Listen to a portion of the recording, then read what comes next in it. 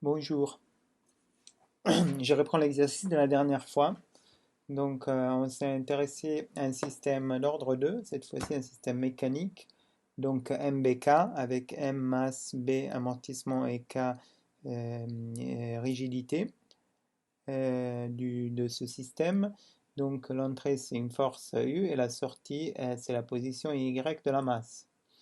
On l'a étudié tel que, donc avec un exemple aussi numérique. Et aujourd'hui, on va attaquer la commande par retour d'état de ce système. Donc, euh, je vous avais demandé de trouver les pôles du système en boucle fermée parce qu'on a vu que si on utilise une commande par retour d'état de type U égale R moins KX, donc où R est la consigne, X est l'état qu'il faut donc pouvoir mesurer en entier et K est une matrice de gain. Si on applique cette commande U égale R moins KX au système original, on trouve le système de droite, donc où les matrices A et C deviennent A moins BK et C moins DK, et l'entrée n'est plus U mais R. Donc le nouveau système est stable si et seulement si la partie réelle des valeurs propres de A moins BK est strictement négative. Donc la question que je vous ai posée, c'est quels sont les pôles du système en boucle fermée. Donc on commence en notant K qui est K1, K2.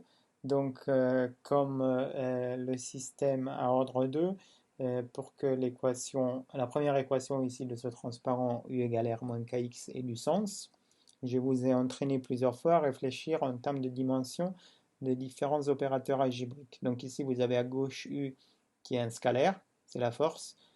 Enfin, c'est oui, la force qu'on applique au système. R, c'est un scalaire aussi, et il faudra donc que K fois X soit un scalaire. Or, il s'avère que X est un vecteur colonne de dimension 2, puisqu'on a un système de second ordre donc avec deux états. Donc, pour que K fois X soit un scalaire, il faut absolument que K soit un vecteur ligne de dimension 2. Donc, bon, là, il y a une petite erreur de frappe sur ce transparent parce que le x de la première équation ne doit pas être en italique, mais en gras, puisqu'il s'agit d'un vecteur et non pas d'un scalaire. Mais vous savez tous, évidemment, que c'est un vecteur, et donc K sera un vecteur colonne, K1, K2. Donc, le but de l'automaticien ici, c'est de régler ces deux gains, K1 et K2. Pour ce faire, on va regarder de nouveau, on va rappeler quelles sont les matrices A et B qu'on avait identifiées la dernière fois en utilisant l'équation différentielle de ce système. Et si vous vous rappelez, on avait trouvé ces matrices, donc A et B. Donc maintenant, le but du jeu, c'est de trouver les valeurs propres de A moins BK. Donc comment est-ce qu'on trouve les valeurs propres de A moins BK?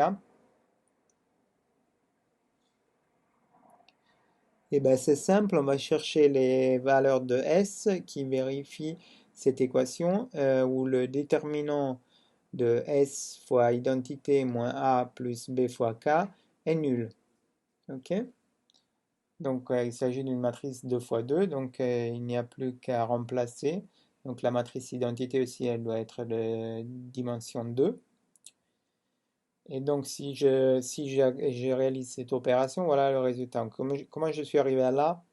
Ben, il faut S fois I, donc c'est les deux S qui apparaissent sur la diagonale principale, moins A, c'est ce qui apparaît sur les quatre, sur les quatre éléments, vous avez les éléments de H changés de signe, donc 0, moins 1, moins K sur M, moins B sur M. Et enfin, il faut rajouter B fois K. Donc B fois K, qu'est-ce que ça va être? Ça va être une matrice avec des zéros sur la première ligne et sur la deuxième ligne, vous aurez simplement K1 sur M et K2 sur M. Ok, donc BK c'est 0, 0, K1 sur M, K2 sur M, ce qui rajouté au reste donne le résultat que vous voyez ici. Donc il n'y a plus qu'à calculer le déterminant de cette matrice et vérifier quand est-ce qu'il est nul. Donc, on peut directement multiplier par m aussi, puisque la solution qu'on cherche, c'est une valeur nulle. Et donc, on a une équation caractéristique qui est la suivante, ms carré plus, et donc b plus k2 fois s plus k plus k1. Donc là, j'ai calculé le déterminant, mais j'ai aussi multiplié dans la foulée par m, puisque de toute façon, je cherche les racines de cette équation, de ce polynôme d'ordre 2. Ok? Donc là, qu'est-ce qu'on voit? On voit directement, je ne vais même pas écrire les pôles du système, parce qu'en gros, c'est tout à fait analogue du système qu'on a vu en boucle ouverte, sauf que les valeurs des coefficients ont changé. Donc, je ne l'ai pas sous la main, vous pouvez regarder la vidéo précédente, mais vous savez tous, vous vous rappelez que dans le cas du système en boucle ouverte, cette équation s'écrivait ms carré plus bs plus k. Donc là, ce qui a changé, c'est qu'à la place de b, j'ai b plus k2, et à la place de k, j'ai k plus k1. Donc, si je remplace de façon analogue les valeurs dans la résolution d'un polynôme d'ordre 2, je trouverai les pôles du système en boucle fermée. Rien d'extraordinaire.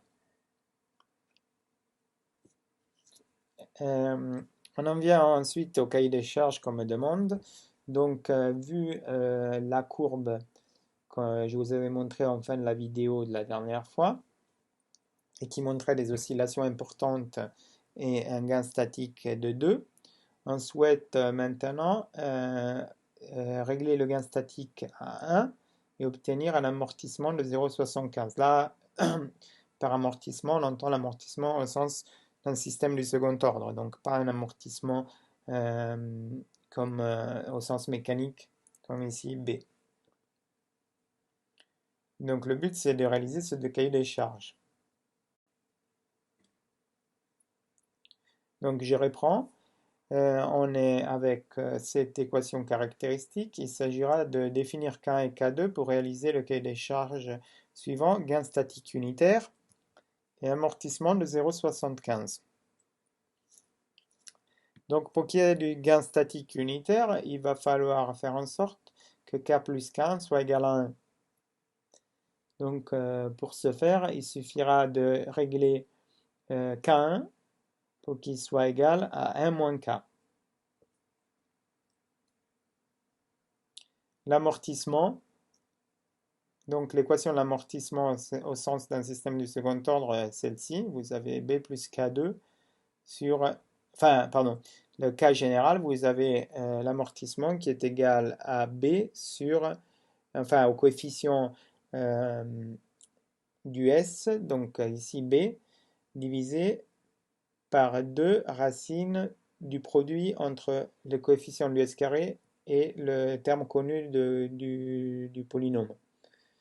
Donc, dans le cas de l'équation ci-dessus, vous avez B plus K2 au numérateur et K plus K1 fois M sous la racine du dénominateur. Et on souhaite que cette équation vaille 0,75. Donc ici, quels sont les inconnus? Les inconnus, ce sera l'inconnu sera K2 puisque K1 est déterminé par l'équation précédente. Donc K2 sera égal à 1,5 racine de K plus K1 fois M moins B. Okay, et K1 est déterminé plus haut, c'est 1 moins K.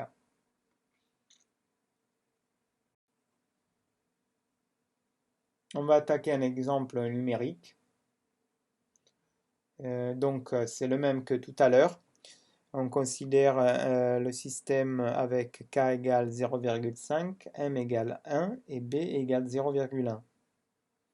Donc on applique les équations précédentes et tout simplement on va voir que K1 c'est 1 moins 0,5 et K2, donc on remplace K1 par 0,5 et on trouve que K2 vaut 1,4. Donc, le système avec la commande par retour d'état euh, va effectuer une mesure de la position et de la vitesse de la masse et va les pondérer avec ces deux gains, 0,5 et 1,4, qui vont être utilisés pour actionner la force U. Si donc je fais ça avec une entrée en échelon, c'est-à-dire que je fixe R dans l'équation pour que ce soit un échelon, et ben, j'obtiens la réponse en orange dans cette figure. Donc, vous voyez que j'ai une nette amélioration par rapport à la courbe bleue qui était celle que je vous avais montrée lors de la dernière vidéo. Donc, la courbe bleue avait des oscillations très importantes, un dépassement proche de 100%, et elle convergeait à une valeur qui était le double de la force en entrée. Ici, je mesure l'état du système, donc position et vitesse de la masse, et je les reboucle euh, pour actionner la force U en les pondérant. Donc je prends 0,5 fois le premier état plus 1,4 fois le deuxième état et j'obtiens la courbe orange qui est clairement plus intéressant au moins par rapport au cahier des charges spécifié parce que je vois bien que la réponse elle est fidèle à un échelon de 1 que je donne en entrée et j'ai un temps de réponse très très rapide de l'ordre de 2 secondes là, je dirais à la louche, peut-être un peu plus, 4 secondes, et, et le dépassement aussi est très petit. Donc j'espère vous avoir convaincu de l'intérêt de cette commande par retour d'état sur cet exemple d'un système de second ordre MBK.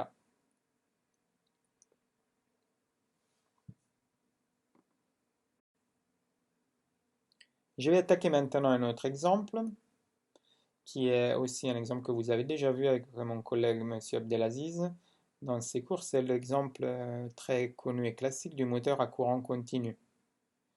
Donc, vous avez un système avec résistance R, inductance L, force électromotrice M, qui est alimenté en tension et permet de faire tourner un rotor à une vitesse oméga.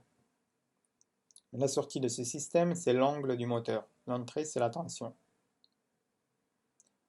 Donc, vous aviez, avec Monsieur Abdelaziz regardé de près ce système en utilisant la représentation d'état indiquée ici. Donc, je vous rappelle pour la énième fois que la représentation d'état est un choix arbitraire de l'automaticien, mais celle-ci s'avère être la plus appropriée pour pour ce système.